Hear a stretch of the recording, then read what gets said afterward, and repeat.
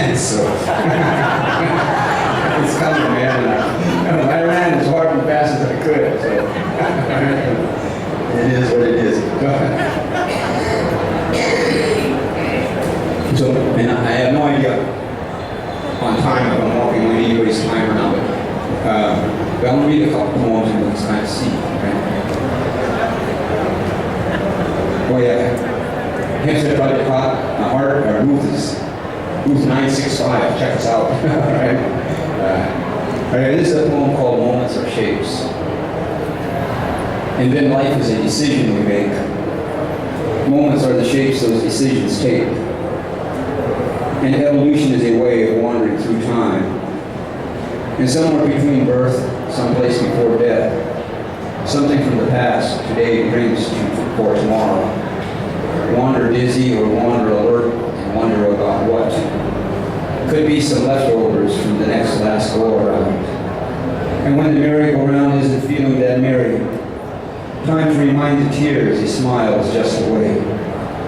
Laughter brings us memories waiting for us to happen, and realities of catching up to where we've already been.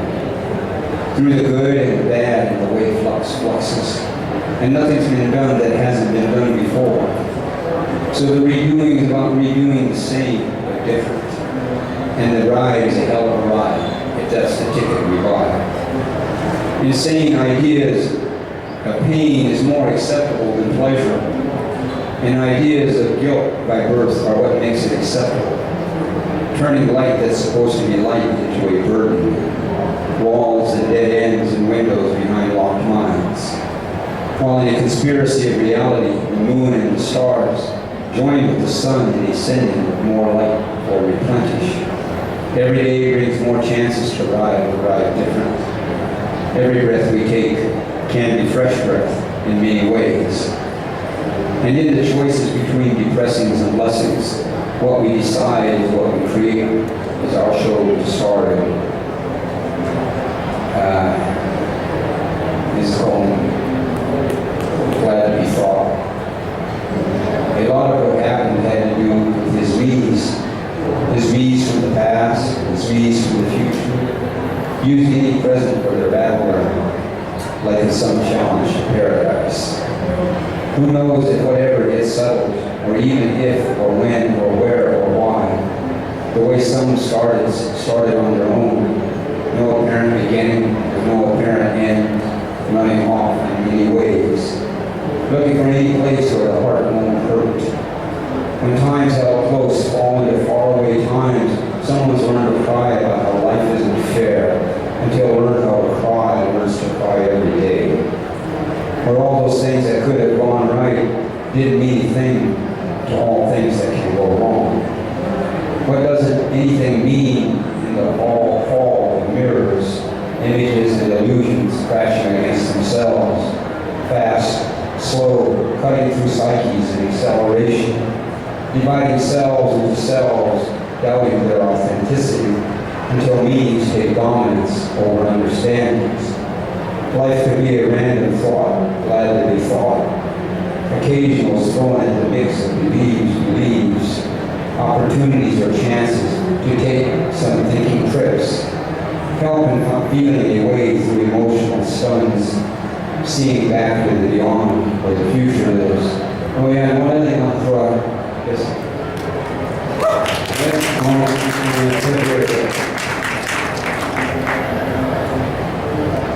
I think the first step toward bringing our energy of coherency is to like ourselves. I think it's crucial. I think that's the missing element. See, that's what I think turns the human being changing our identity and recognition as human beings into a victim identity is when we don't like ourselves. Don't like ourselves. And we have no reason not to like ourselves. We have no reason not to like ourselves. We may have reasons to not like some of the things we've done, but we have no reason to not like ourselves. There is nothing inferior or wrong with us in the essence or morality of being a human being.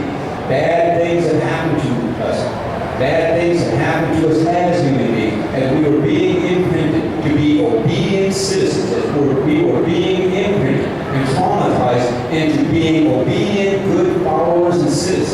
Right? This is where the bad things came. But they came externally, and they were planted in our consciousness.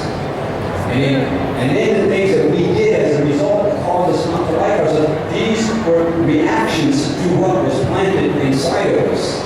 This making sense? Yes. So there is nothing wrong with us, and to like ourselves. We're here, it's the Green Expo, we're here for all the goody stuff. All right, then how can we show all the goody stuff if we don't like ourselves?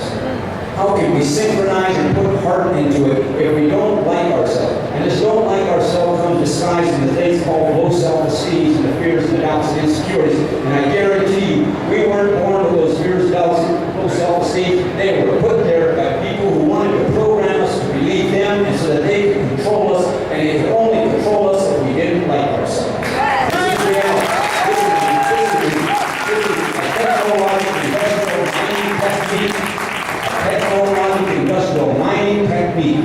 Mind the being part of human, or how the human perceives with their intelligence.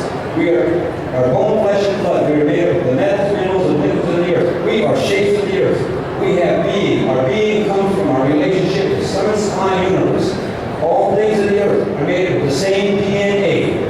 Whether it's uranium, whether it's fossil fuel, all things of the earth are made of the same DNA. All things of the earth have being. Our being comes from a relationship to sun, sky, universe. All things of the earth have being. This is about energy. We're in a technological, perceptual reality where we know that they can take the DNA of bone, flesh, and blood of the earth that is called uranium out of the ground, put it through a mining, refining process, and convert its being into a form of power to run their systems. We know they can do it with fossils. Take the fossils out, put it through a mining, refining process, and convert its being into a form of energy that they call power to feed their system. In order for there to be a need for those mining procedures, they need to mine the being part of human. They mine the being part of human through the so-called civilizing process, and then they mine the being part of human through the civilizing process to get us to believe their reality. And they turn that into a form of energy to run their energy consumption systems. Now, when you mine the fossils, you mine uranium, and they leave behind poison and toxic waste that are deadly to the environment, the living environment.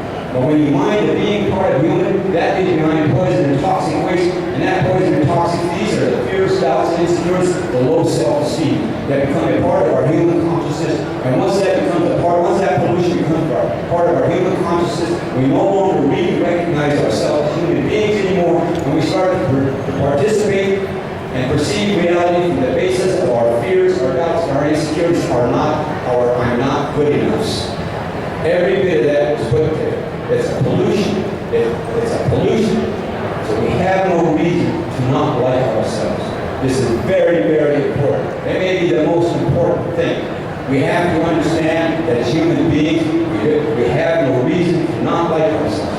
And I bring this up because we have a problem. Obviously, we have a problem. But whether it applies individually in our individual lives or it applies collectively in our collective life or it applies generationally in our generational lives. And we have a problem. The energy that you take to put into creating a solution to that problem is the energy that is going to be in that solution. And if the energy you take to create a solution to a problem is based upon your low self-esteem, your fears, your doubts, and your insecurities, then you're transferring that energy into the solution, and there is no solution. There's only illusion. And that's what this is all about. This is why we have it infinite, not like ourselves. Right? This is why we have it very crucial for this system to work, for this system to run.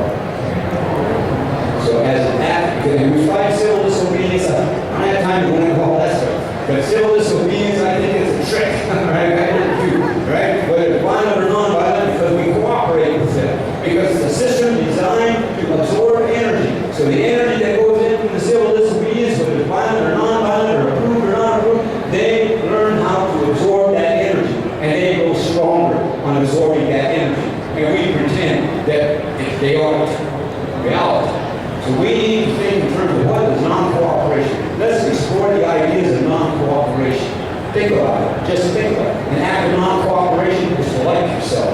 An act of non-cooperation is to be more of a grateful, humble person than to be a proud person. An act of cooperation.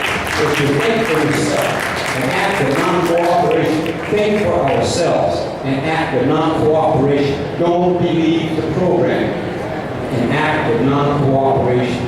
Become and recognize that we're human beings. That's an act of non-cooperation. Thank you.